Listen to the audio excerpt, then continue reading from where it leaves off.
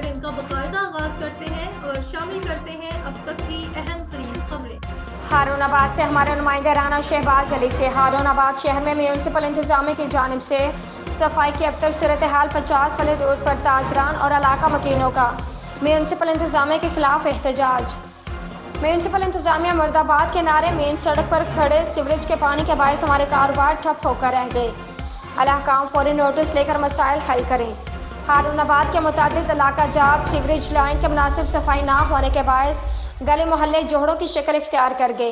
इलाका मकीनों का घरों से निकलना महाल हो गया। 50 वाले रोड पर ताजरान और इलाका मकीनों ने म्यूनसिपल इंतजामिया के खिलाफ शदीद एहतजाज किया और म्यूनसिपल इंतजामिया मुर्दाबाद के नारे लगाए। एहतजाजी अफराद शबीर अहमद उर्फ पप्पू गुज्जर और मोहसिन जमील ने मीडिया से गुफ्तगू करते हुए बताया कि शहर का सीवरेज निज़ाम पूरी तरह फ्लॉप हो चुका है।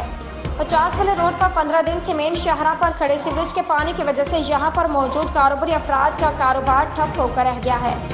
जगह जगह सीवरेज के पानी के जोहड़ बन गए। एडमिनिस्ट्रेटर्स समेत म्यूनसिपल इंतजामिया ठंडे कमरों तक महदूद हैं।